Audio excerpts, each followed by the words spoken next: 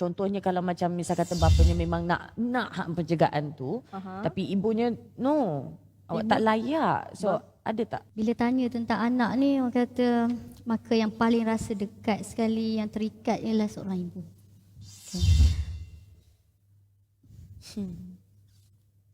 Kerana ibu tu mengandungkan anaknya selama 9 bulan 10 hari, menyusukan pula sehingga 2 tahun. Dan ibulah yang bangun malam, bangun tengah malam menyusukan anak, besar payah dan membesarkan anak-anak. Dalam permohonan hak jaga anak di mahkamah, isteri berhak meletakkan apa prayer kita dekat mahkamah. Contoh dalam prayer tu kita nak bagi hak jagaan, kita nak bagi hak melawat tanpa bermalam sahaja pada bapa.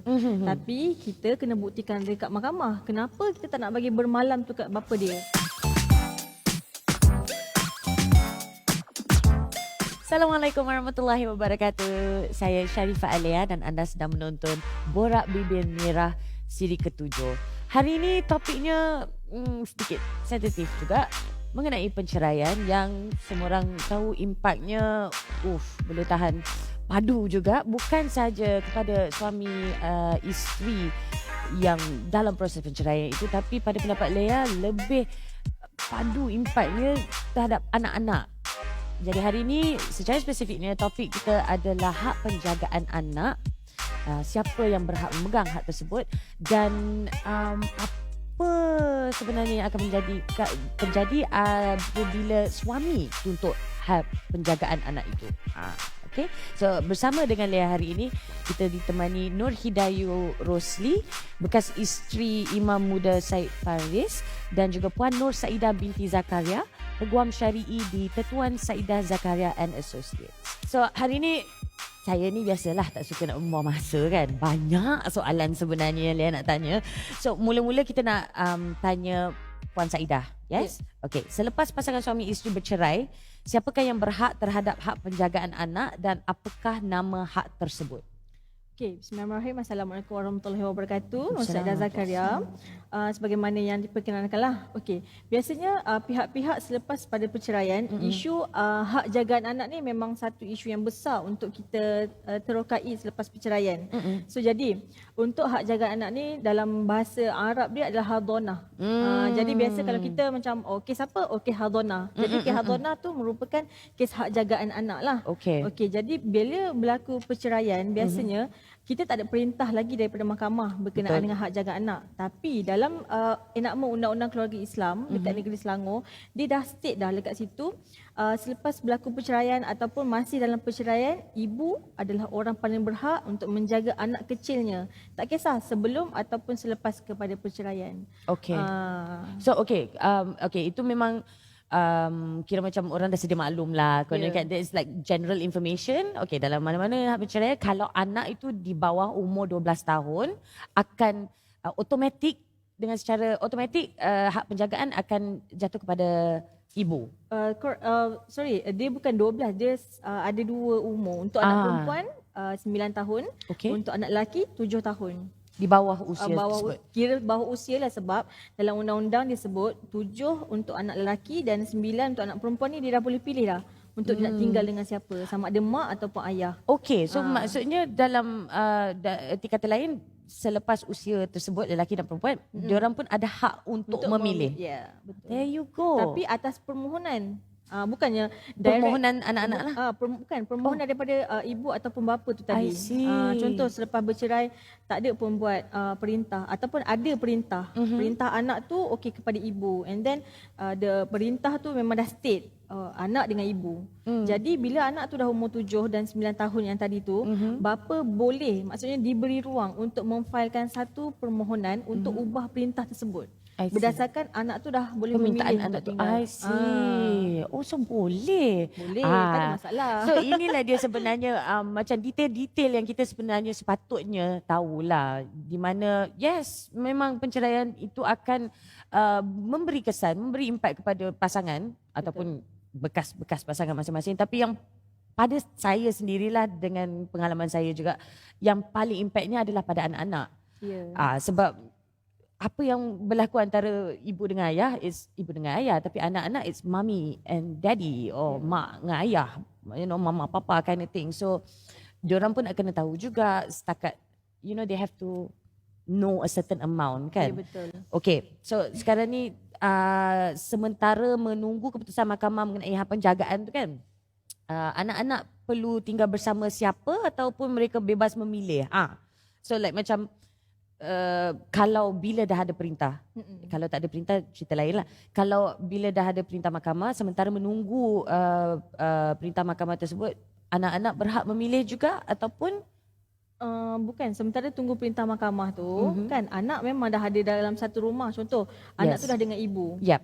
Jadi sebelum kita dapat perintah tu, kalau tak ada apa-apa permohonan daripada bapa ataupun daripada ibu, so stick je lah anak tu dengan siapa yang Dengan ibu. Kalau duduk dengan ibu, ibulah. Kalau bapa tak pernah macam nak ambil tahu, tak pernah nak minta ke apa kan, so stick je anak tu dengan ibu dulu. Tapi dekat mahkamah syariah ni dia ada permohonan. Kalau kita dah filekan hadanah induk, kita ada satu permohonan hak jagaan anak sementara. Jadi hak jagaan anak sementara ni tempoh dia lebih singkat berbanding bicara untuk keterangan hak jaga anak kekal tu. Okay. Biasanya kita guna perintah interim tu untuk ada satu ruling lah. Okey, minggu ni anak dengan siapa, masa bila bapa boleh melawat. So perintah sementara tu perlu ada. Kalau dalam misal kata dalam contohnya kalau kes yang sama, dalam tempoh menanti atau menunggu, yalah, walaupun ni rancangan ni borak bibir merah dan jarang lelaki berbibir merah, tapi let's just for the sake of argument, kalau lah misal kata ibunya yang tidak, how do you say, tidak layak ataupun is not a suitable parent, boleh ke? Dia macam ni, dekat dalam mahkamah syariah ni, okey, dia macam dalam section saya sebut tadi tu lah, ibu adalah orang yang paling layak untuk menjaga anak yang masih kecil lah. So jadi kalau bapa tu dia nak claim anak tu, dia nak ambil hak jagaan anak tu untuk tinggal dengan dia kan. Bila dia nak claim ambil anak tu tinggal dengan dia kena buat satu tuntutan di mahkamah. Bila dia nak filekan satu tuntutan hak jagaan anak di mahkamah, dia kena buktikan apa ketidaklayakan ibu ni untuk menjadi hak jaga anak, untuk menjadi penjaga anak tu. I see. So jadi bapa tu tadi, dia yang kena buktikan mana satu ketidaklayakan ibu tu menurut undang-undang. Sebab dalam undang-undang, kalau ikutkan dalam section 8, saya kena check balik, tapi dalam peruntukan undang-undang ada peruntukan yang menyebut tentang kehilangan kelayakan seorang ibu tu. Contohnya adalah dalam tu kan. Of course lah, mesti adalah. akan ada jadi kan. bapa tu dia kena buktikan elemen-elemen yang itulah. Dia yang kena present to the court kenapa ibu ni tak layak untuk jaga anak. Selagi tak ada bukti yang menunjukkan ibu ni tak layak, so jadi ibu tu masihlah orang yang berkelayakan untuk menjaga anak tersebut. Okay, alright, okay. Tapi maknanya keluarga di luar that faculty tu, ibu dengan bapa tu memang tak termasuk lah. Maksudnya? Contohnya ibu bapa kepada ibu. Ataupun dia ada turutan. Maksudnya selepas ibu memang orang paling layak. Selepas ibu nenek. Maksudnya nenek kepada anak tu, which is ibu kepada ibu. Okay. Barulah tingkat tu kepada bapa. Bapa ni sebenarnya tempat dia adalah tempat yang ketiga. Tapi biasa dekat mahkamah, permohonan tu antara plaintiff dengan defendant tu antara bapa dengan antara suami dengan isteri je kan. Cuma ada beberapa kes yang plaintiff pertama adalah ibu, plaintiff kedua adalah ibu kepada ibu, defendant baru bapa. I see. So jadi biasanya dalam perintah tu pun bapa hanya akan mendapat hak alternate weekend, melawat bersama, bermalam. Okay. Itu kita nak kupas juga sebenarnya tu hak bermalam and so on and so forth in more detail sekejap lagi. Tapi sekarang ni saya rasa ramai juga yang tahu. Saya sendiri awal yalah biasalah kita sekat kat rumah kan. Nak buat apa? Baca surat khabar. Awal Ogos lalu kisah penceraian antara Puan Nur Hidayu ataupun Ayu, more comfortable Ayu, okay, dan juga Imam Muda Said Faris menjadi bualan hangat. Hangat tu memang. So justru boleh ceritakan sedikitlah perkembangan Ayu ketika ni dan hak penjagaan 3 anak. 5 anak berusia antara 8 bulan hingga 12 tahun. So so sekarang ni hak penjagaan tu diserahkan pada siapa sekarang ni? Bismillahirrahmanirrahim. Pertama sekali terima kasih kepada mereka kerana sudi menjemput saya. Sebelum saya menjawab persoalan tersebut, saya kira semua orang merasakan saya nak berikan penjelasan lah secara ringkas. Hadirnya saya pada kerancangan ini bukanlah kerana nak ambil perhatian dan bukan juga kita dah lihat siapa yang betul dan siapa yang salah ataupun untuk buka aib sesiapa. Okey. Namun mudah-mudahan apa yang saya kongsikan untuk hari ini memberikan sedikit ilmu, memberikan sedikit panduan kepada orang di luar sana yang mungkin senasib dengan saya. InsyaAllah. Okey. Berkenaan dengan hak penjagaan anak, alhamdulillah setakat ini anak-anak semua dengan saya. Okey, nak ceritanya kiranya semua orang kata ibu ni maklum bahawa menjaga anak tu sebenarnya bukan mudah. Betul tak? Bukannya mudah kalau kita nak jaga tu kan. Sebab banyak keperluan daripada segi fizikalnya, daripada segi makan pakainya, pendidikannya, emosi, emosi mental, semua memerlukan dari segi banyak benda yang kita perlu fikirkan. Pertumbuhan, pendidikan semualah. Okey, dari segi akademik dan juga ialah kita faham dalam agama apa semua kan. Okay, jadi ianya yang saya boleh bagi tahu, kita kena cuba kata kuatkan dirilah dalam mendidik dan menjaga dan membesarkan anak-anak. Yang kata dah terimalah segala ujian yang telah Allah berikan tu, insya-Allah. InsyaAllah.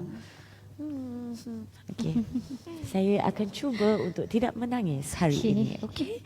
So kita tanya balik sedikit detail sebab Puan Saidah tadi ada sebut antara apa nama ni antara list yang boleh menggugurkan hak seseorang itu terhadap hak hadana. So ada ke antara lah perkara-perkara yang boleh menyebabkan?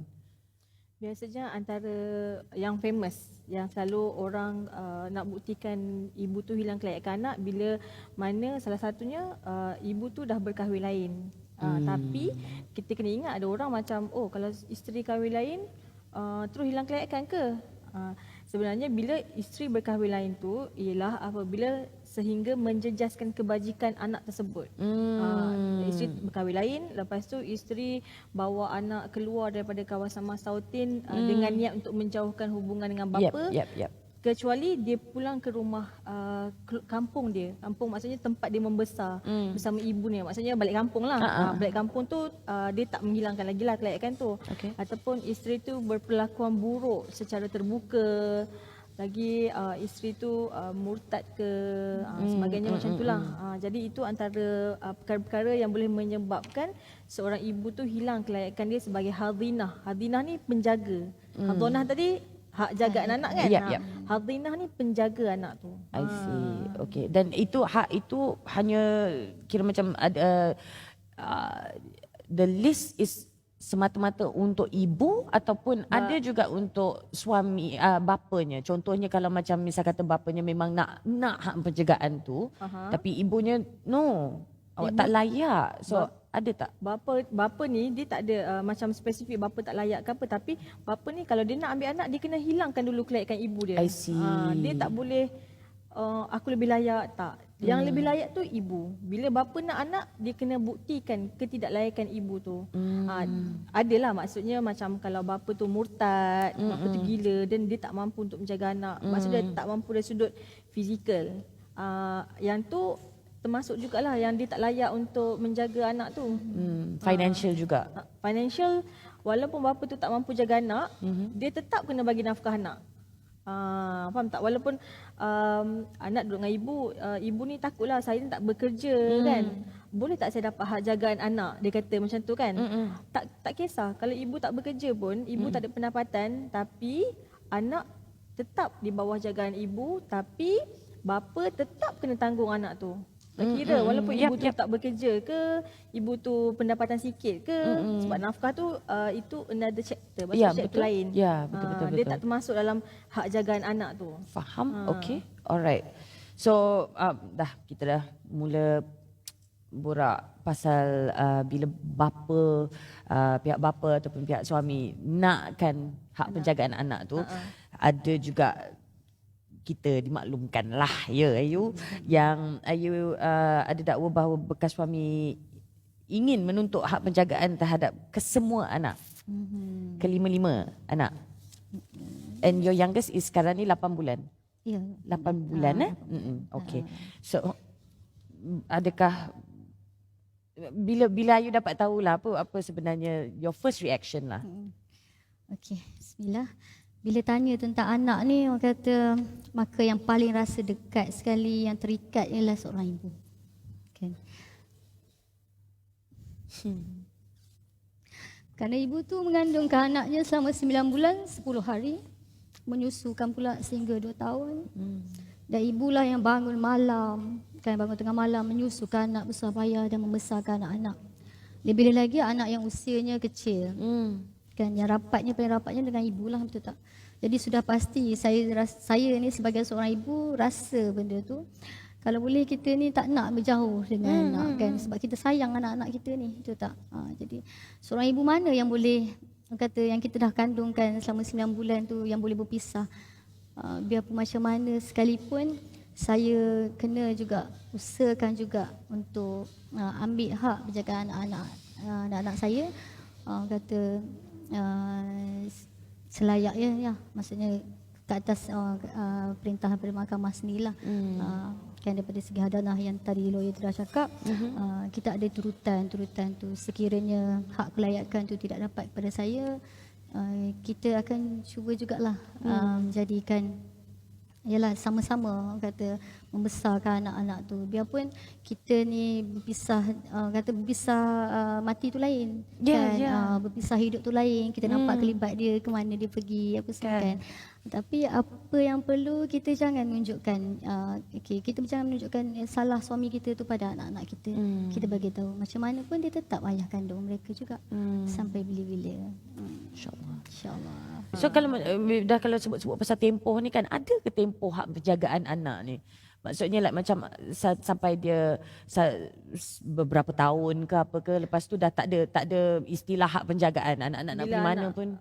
Maksudnya bila anak tu dah besar lah, maksudnya dah bermayis, dah melebihi umur yang ditetapkan lah. Maksudnya umur 7 dengan 8 yang dia boleh 7 dengan 9 yang dia dah boleh pilih tu, kan. Maksudnya tapi still benda tu tak automatik berubah. Betul. Still salah satu pihak yang lain tu, yang bapa tadi tu, dia boleh ubah perintah berdasarkan apa reason anak dah besar, anak dah ni, anak dah tu, kan. Itu tak kena permohonan jugalah. Still kena buat ubah perintah. Selagi tak ada perintah yang membatalkan perintah hak jagaan anak tu, anak tu masih ikut perintah yang lama tu. I see. So perintah yang lama itu, kalau dari if you kalau boleh bagi nombor lah, usia yang memang confirm, okey dah. Hak penjagaan anak ni dah kira perintah dia tak ada spesifik umur. Oh, I see. Dia hanya kalau ada perintah, keluar perintah, okey, hak jaga anak kekal kepada ibu bapa, diberi lawatan pada bila-bila, macam tu lah, macam tu. Dalam perintah tu tak ada umur. Melainkan ada satu orang lain datang ubah perintah tu. Okey. Contohnya kalau sampai dia orang 12 tahun, lepas tu hak penjagaan berubah, boleh pula macam tu. Dia kena mohon juga. Kena mohon dulu di mahkamah untuk ubah dulu, barulah dia boleh. So reason umur tu yang akan dijadikan alasan di mahkamah dalam permohonan ubah perintah tadi tu. Dia takkan automatik. Faham? Okey, Ayu, ini soalan yang mungkin sedikit sensitif jugalah, dan kalau misal kata Ayu rasa macam tak seberapa selesa nak kongsi, saya sangat faham, tapi mungkin kalau boleh Ayu boleh kongsikan bagaimana dan mengapa timbulnya isu hak penjagaan anak ini, sebab mungkin boleh dijadikan teladan jugalah untuk. Okey, bismillahirrahmanirrahim. Okey, timbulnya isu hak penjagaan anak-anak ni bila mana? Okey, sebelum ni saya bekerja di salah sebuah tadika, kan. Jadi pendapatan saya tu kurang daripada pendapatan suami. Jadi di situ suami nampak yang saya ni mungkin tidak layak untuk membesarkan anak-anak 5 orang yang sedia ada. Okey, yang mungkin dia nampak yang pihak kedua, maksudnya isteri kedua tu lebih layak untuk menjaga anak-anak saya. Dan persoalannya saya pada dia, okey, kalau awak di tempat saya, kan. Awak dah mengandungkan anak awak 9 bulan 10 hari tu, sanggup tak awak berpisah dengan anak awak? Okey, soalan ni anak saya pernah tanya.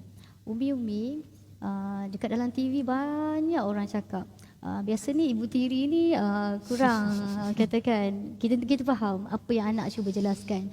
Cuma dia takut juga nak bercakap dengan kita kan. Takut jatuh stereotip tu lah kan. okey. Sebab dia dapat ibu tiri Jadi macam Cinderella. belum tentu lagi. Betul, ibu tiri ni belum tentu lagi baik. Okey, jawapan saya pada anak saya ialah selagi mana dia ikut perintah Allah, selagi mana dia menutup aurat, selagi mana dia taat pada suami dia, insya-Allah. Kat mana-mana pun kita pergi pun semuanya ada Allah.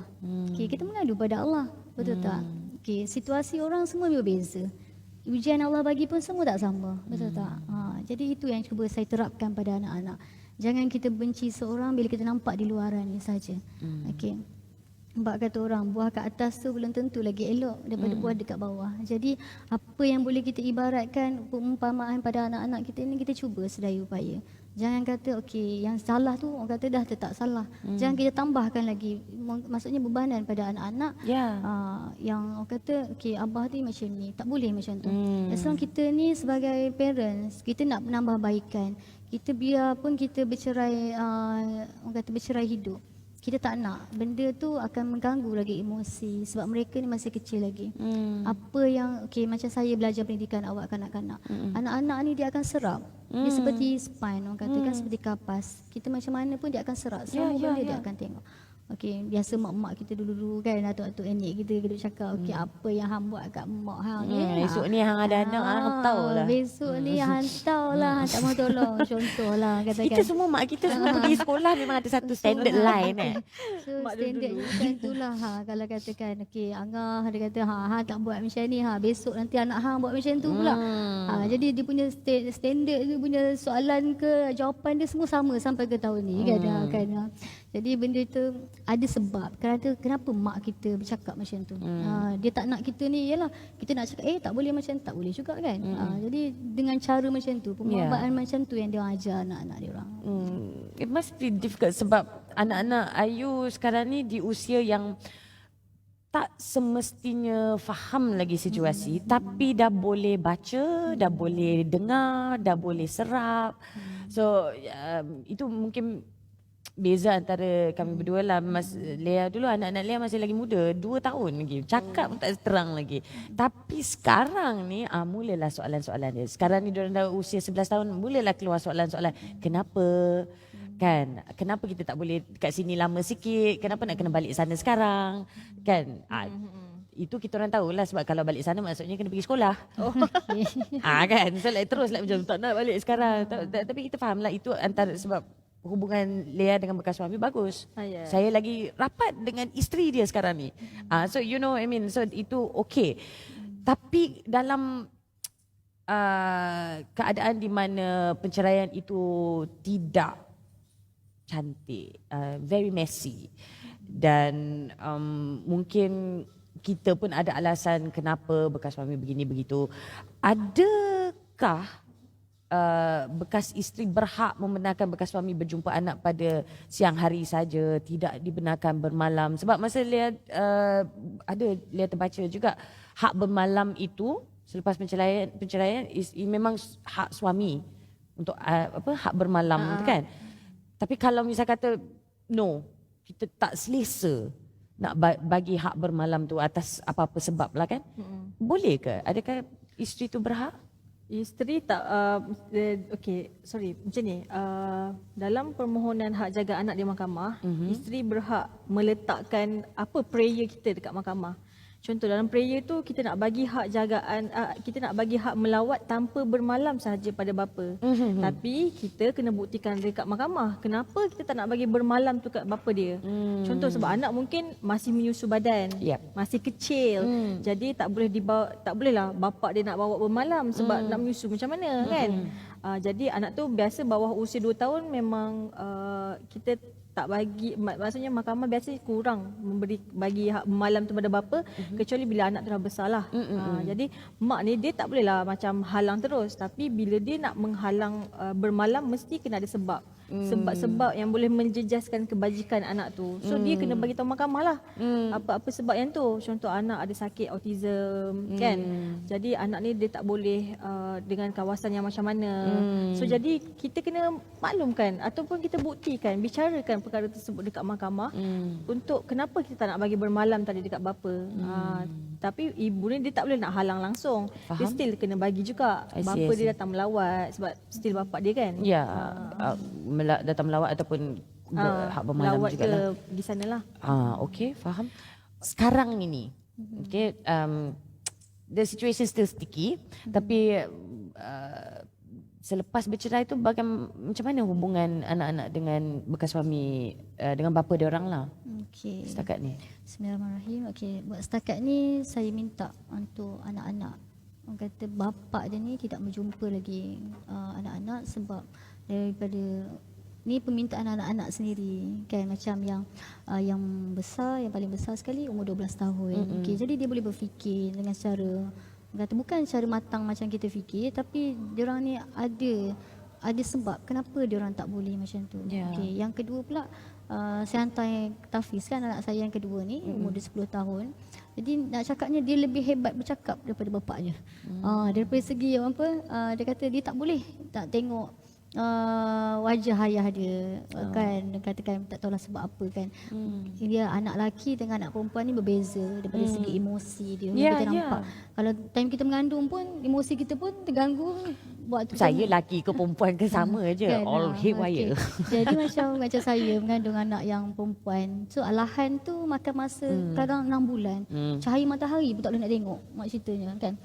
Beza dengan anak lelaki ni alahan dia 2 bulan macam tu. Jadi daripada kandungan lagi emosi yang kita kandungkan anak kita tu, emosi tu dah ada.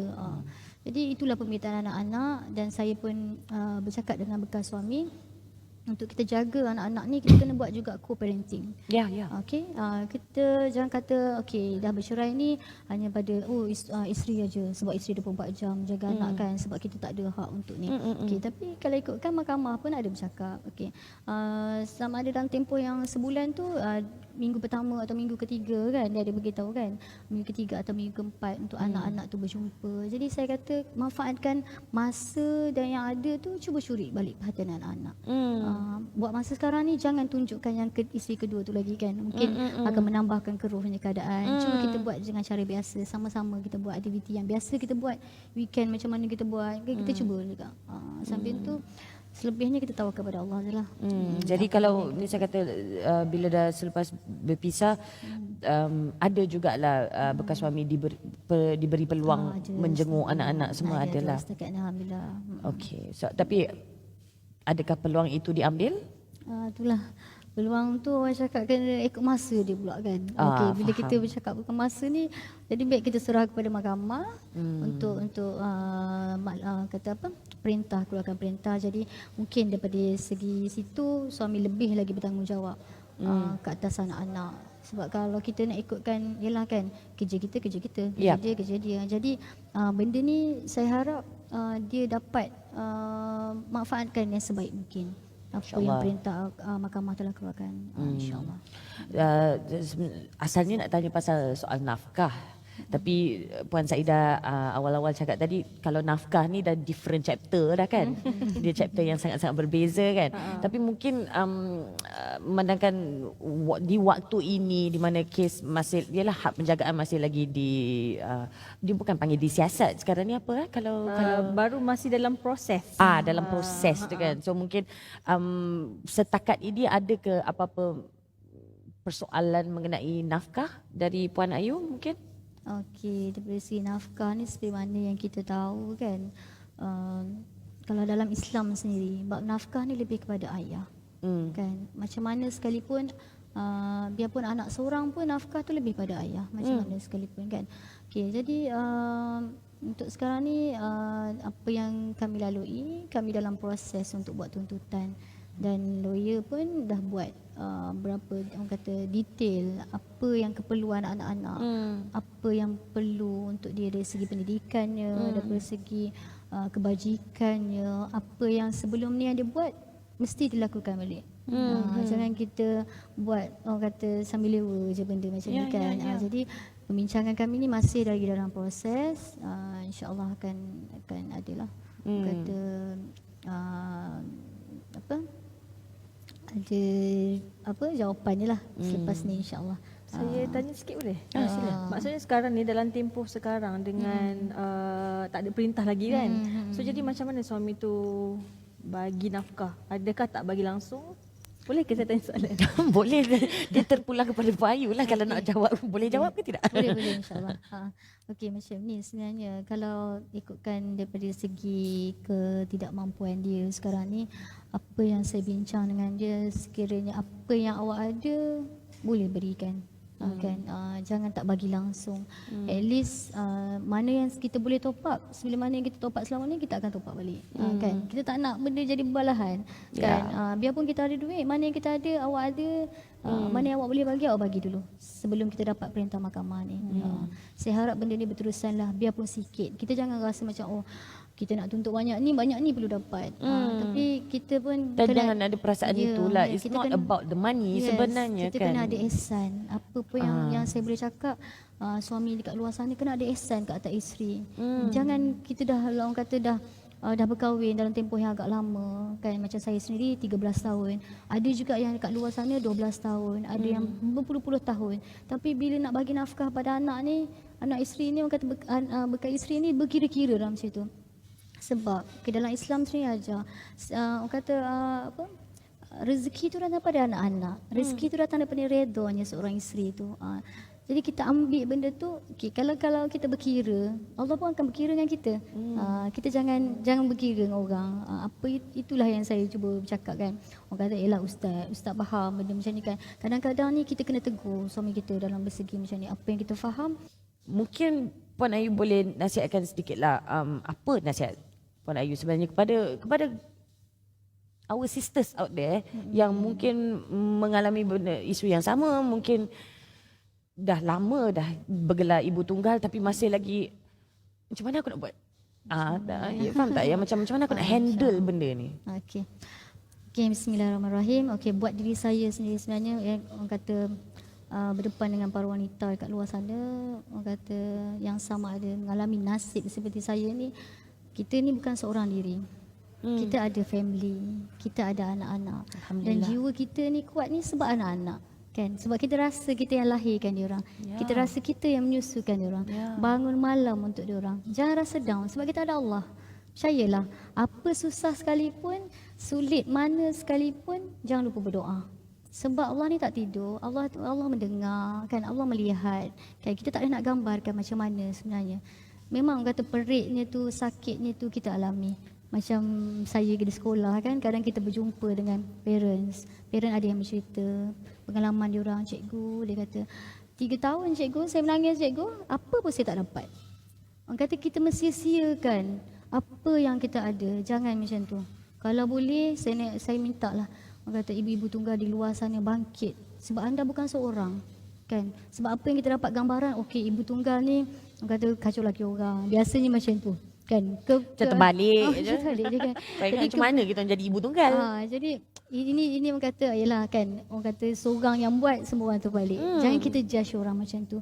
Sebab ada sebab kenapa Allah jadikan kita ni ibu tunggal. Kenapa talak ni jatuh kepada suami, bukan jatuh pada perempuan. Kalau kita tengah gosok kain, yang kata gosok tudung lah, especially kita perempuan. Gosok-gosok tudung letak kat situ. Terduduk pula suami kita ni. Kan? Dah kena talak dah, betul tak? Kalau ikutkan kita punya, yalah perempuan, betul tak? Gantung baju terbalik ke, tangan korang tak keluar ke kan? Tak ceritanya benda macam tu. Sebab tu Allah bagi jalan cantik dah. Kenapa talak tu dijatuhkan pada suami? Betul tak? Dan Allah janjikan juga bidadari dekat syurga untuk suami. Kenapa? Okey, soalan tu macam-macam lagi kita boleh, orang kata, boleh bagi tahu pada para suami dekat sana. Bukan kita kejarlah bidadari dekat syurga. Kenapa kita nak kejar bidadari di orang kata di dunia ni kan? Bukan maksudnya salah berkahwin tu. Kahwin tidak salah.